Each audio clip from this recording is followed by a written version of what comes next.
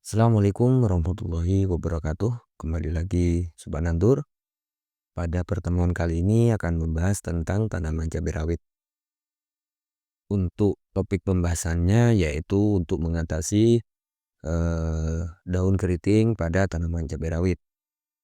Sebelum menginjak ke poin pembahasannya, saya ingatkan untuk teman-teman semuanya supaya menonton video ini hingga selesai agar paham dengan pembahasan yang saya sampaikan.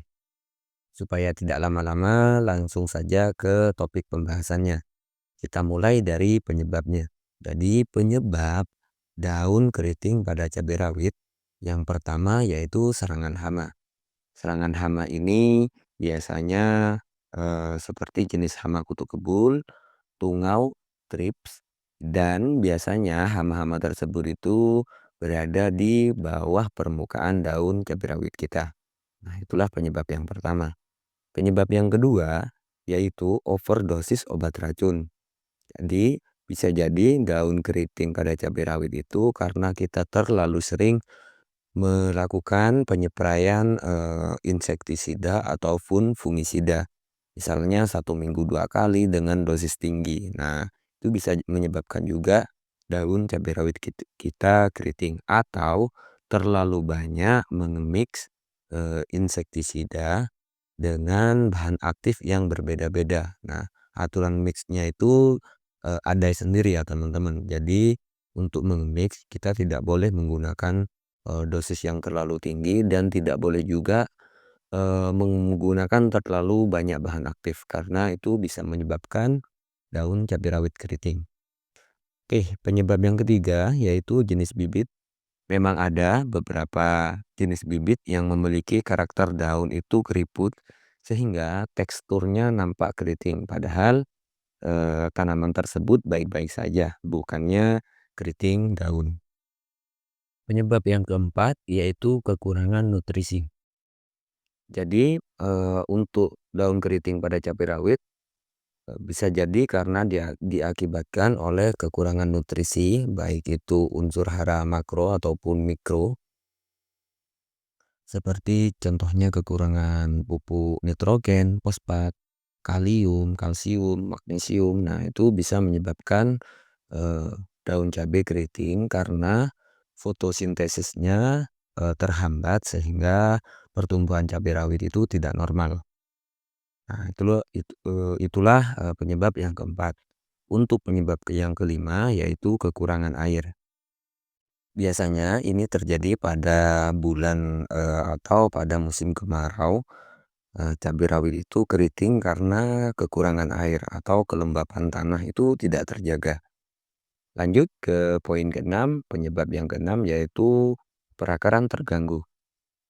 Ketika perakaran pada tanaman cabai rawit ini terganggu, maka tanaman kita tidak bisa menyerap air dan unsur hara dengan baik, sehingga mengakibatkan daunnya menjadi keriting. Dan penyebab yang ketujuh yaitu pH tanah yang drop atau kurang dari 6. Nah, ini adalah salah satu juga yang termasuk sering saya alami ketika awal-awal menanam cabai, pH tanahnya ngedrop. Biasanya daunnya itu menjadi keriting. Nah, itulah 7 penyebab daun cabai rawit keriting. Saya ulangi atau saya rangkum. Yang pertama yaitu serangan hama, yang kedua overdosis obat racun, yang ketiga memang jenis bibitnya, yang keempat kekurangan nutrisi, yang kelima kekurangan air, yang keenam perakaran terganggu, dan yang ketujuh pH tanah drop. Mungkin masih ada ya penyebab-penyebab lainnya, namun yang saya sering alami atau cerita dari beberapa petani memang 7 penyebab ini yang paling sering dialami. Lanjut ke bagaimana cara mencegahnya supaya daun cabai rawit kita tidak mengalami keriting. Ini berlaku bagi teman-teman yang belum menanam ataupun yang sudah menanam.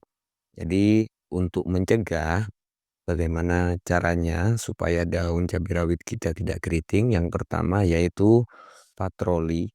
Jadi patroli segera tangani hama jika ada serangan. Jadi kita harus sering-sering melakukan pengecekan ke lahan kita, melihat kalau bisa di semua tanaman kita apakah di situ ada serangan hama atau tidak. Nah, jika memang ada serangan hama, langsung saja melakukan penyempraian insektisida, bisa insektisida pabrikan ataupun insektisida organik. Intinya hama bisa terkendali. Jangan lupa untuk teman-teman mengecek di bagian bawah daun cabai rawit. Biasanya di situ hama-hama itu berkumpul. Nah, kalau memang ada serangan, silahkan lakukan penyemprotan. Kalau memang tidak ada serangan, berarti cabai rawit kita aman. Nah, untuk pencegahan yang kedua yaitu penggunaan insektisida dan fungisida dengan bijak. Seperti yang saya sampaikan barusan bahwasanya kalau memang ada serangan hama kita harus kendalikan, namun tidak boleh overdosis atau terlalu meracuni tanaman. Jadi sejenis insektisida ataupun fungisida itu adalah obat yang diperlukan ketika tanaman kita mengalami masalah.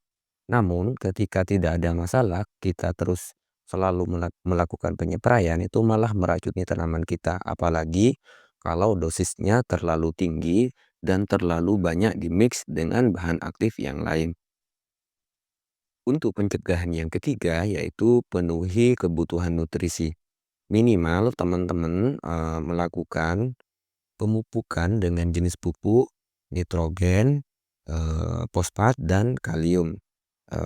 Biasa kita sebut atau biasa kita kenal dengan pupuk NPK. Nah, selain NPK ini kita penuhi juga dengan kalsium dan magnesium.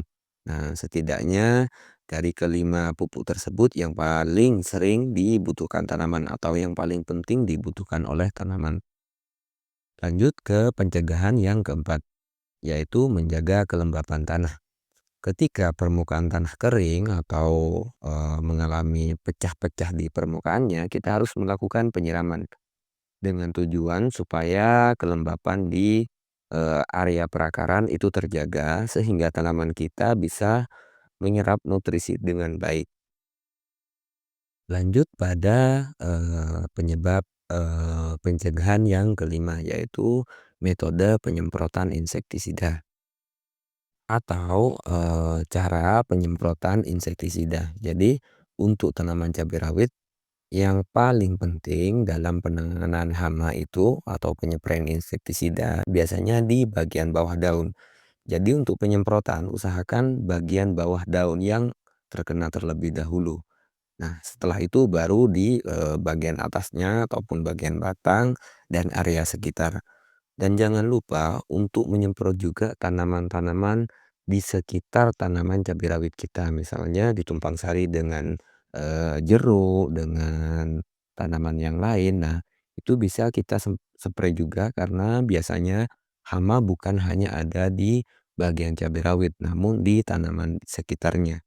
Sehingga kita kendalikan juga supaya nantinya tidak berpindah ke cabai rawit kita. Nah, itulah pencegahan lima cara pencegahan untuk mengatasi daun cabai rawit kita supaya tidak keriting. Oke, saya rangkum ya untuk pencegahannya. Yang pertama yaitu sering mengecek serangan hama, apakah ada serangan atau tidak, atau biasa kita sebut dengan patroli tanaman. Yang kedua yaitu penggunaan insektisida dan fungisida dengan bijak, jadi tidak terlalu berlebihan. Yang ketiga yaitu penuhi kebutuhan nutrisi, minimal NPK, kalsium, dan magnesium. Yang keempat, menjaga kelembapan tanah. Kalau misalnya terjadi kekeringan atau permukaan tanah pecah-pecah, silahkan kita melakukan penyiraman. Yang kelima yaitu metode penyemprotan insektisida yang difokuskan kepada bagian bawah daun cabai rawit dan tanaman sekitar yang mungkin ada, misal ditumbang sari dengan tanaman lain bisa kita kendalikan juga. Lanjut teman-teman, bagaimana cara mengobatinya. Jadi ketika cabai rawit kita sudah terserang daun keriting, jika memang itu adalah serangan hama harus kita kendalikan. Jadi di hari pertama kita melakukan penyemprotan insektisida. Semisal tanaman kita terserang hari ini, mulai hari ini terlihat ada yang keriting, kita lakukan penyepraian insektisida dengan bahan aktif Abametin. Merek dagangnya yaitu biasanya saya pakai Abasel, silahkan teman-teman melakukan, mencari, merek dagang yang lain atau bisa juga menggunakan Abasel. Selain itu, selain Abasel saya biasanya memakai juga Samit dan Avidor. Nah, ketiga bahan tersebut yang paling sering saya gunakan. Jadi untuk penyepraian itu Abasel langsung saya mix dengan, Samit. Nah, untuk rollingannya itu memakai Avidor. Boleh memakai insektisida organik asalkan itu bisa menangani hama di cabai rawit kita. Lanjut di hari kedua ketika kita sudah, melakukan penyepraian insektisida, kita cek pH tanah. Jadi setelah melakukan penyepraian insektisida, kita cek pH tanah. Jika memang kurang dari 6 atau 6,5. Nah, ketika pH tanahnya ngedrop, kita bisa langsung melakukan pengocoran dengan rendaman air kapur dolomit ditambahkan dengan asam humat. Untuk kapur dolomitnya biasanya saya memakai 25 kg untuk 200 liter air yang direndam dicampur dengan asam humat 1 kilogram. Itu tergantung dropnya seberapa, silahkan dicek dulu teman-teman. Biasanya untuk menaikkan ke angka 1 sampai 1,5 itu sudah cukup untuk 25 kg kapur dolomit dan 1 kilogram asam humat. Silahkan setelah melakukan pengocoran itu bisa kita cek kembali apakah pH-nya sudah naik atau belum. Jika 3 hari kita cek kembali dan sudah mencapai, berarti kita tidak usah mengocor rendaman air kapur dolomit dan asam humat ini kembali. Jadi tidak usah dikocor kembali jika memang sudah mencapai angka 6,5. Namun jika masih belum naik dalam jangka waktu 3 sampai 4 hari, silahkan dilakukan pengocoran ulang. Lanjut pada hari keempat. Jadi di hari keempat ini kita melakukan pemupukan via kocor. Untuk pemupukan via kocor di fase cabai rawit kita, pada fase vegetatif itu biasanya saya memakai NPK 16-16. Dan misalnya teman-teman sekarang lagi fase vegetatif atau pembungaan dan pembuahan, silahkan memakai NPK grower. Meskipun begitu, teman-teman juga bisa melakukan pengocoran ini, memakai NPK 16-16 tergantung kita punyanya apa. Jadi disesuaikan saja dengan kondisi. Untuk pemupukan via kocor ini, biasanya saya memakai, dosis 4 sampai 6 kg per 200 liter air. Dan per batangnya itu, saya kocorkan sekitar 200 mili. Jadi, untuk air 200 liter itu biasanya, cukup untuk mengocor, 1000 batang cabai rawit. Lanjut pada hari kelima. Hari kelima yaitu pupuk daun. Jadi setelah melakukan pengocoran, kita melakukan juga penyempraian. Untuk fase vegetatif atau tanaman masih di tahap-tahap awal pertumbuhan, kita bisa memakai Ultradap dan magnesium sulfat. Boleh ditambahkan dengan CPT dan pupuk mikro. Sedangkan bagi teman-teman yang sudah berbunga dan berbuah, silahkan memakai MKP dan magnesium sulfat. Jadi bedanya cuma di Ultradap dan MKP. Kalau di generatif memakai MKP plus magnesium sulfat, boleh ditambahkan dengan CPT dan pupuk mikro. Boleh ditambahkan, boleh juga tidak ditambahkan. Nah, kita rangkum dulu ya bagaimana cara mengobatinya ini. Jadi Di hari pertama kita melakukan penyepraian insektisida, di hari kedua kita melakukan pengecekan pH tanah jika memang kurang dari angka 6 silahkan kocor dengan rendaman air kapur dolomit ditambahkan dengan asam humat. Terus di hari keempat kita melakukan pemupukan via kocor dengan jenis pupuk NPK 1616 atau NPK grower. Sedangkan untuk di hari kelima kita melakukan pemupukan kembali tapi via spray. Kalau di fase vegetatif kita bisa menggunakan Ultradap dan magnesium sulfat, boleh ditambahkan dengan CBT dan pupuk mikro.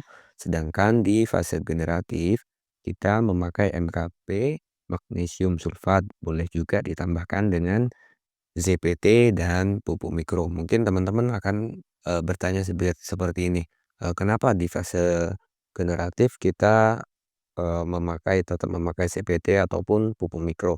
Jadi untuk CPT ini, saya pribadi itu sering memakainya di fase generatif karena terkadang pertumbuhannya itu kurang maksimal. Jadi, tunas-tunas barunya atau cabang-cabangnya itu stuck sehingga, perlu kita rangsang kembali dengan, pemakaian CPT. Dan bagi teman-teman mungkin ada yang bertanya juga kenapa untuk menangani daun cabai rawit keriting ini harus dilakukan pemupukan. Seperti yang saya jelaskan di awal bahwasanya pemakaian insektisida ini akan menghambat pertumbuhan cabai rawit. Sehingga kita harus memenuhi nutrisinya ketika setelah melakukan penyepraian. Supaya cabai rawit kita tidak stuck ya. Dan bisa juga menyebabkan daun cabai rawit menjadi keriting. Jadi intinya seperti ini, percuma kalau kita menangani masalahnya, misalnya menangani daun keritingnya, namun cabai rawit kita tidak tumbuh subur atau tidak bisa maksimal. Oke teman-teman, sobat Nontur semuanya, mungkin sampai di sini saja pembahasan kali ini. Seperti biasa, jika memang ada kata-kata saya yang kurang jelas ataupun topik pembahasannya ada yang terlewatkan, silahkan tinggalkan pertanyaan teman-teman di kolom komentar. Tanaman sehat, harga bersahabat, kurangi sambat. Assalamualaikum warahmatullahi wabarakatuh.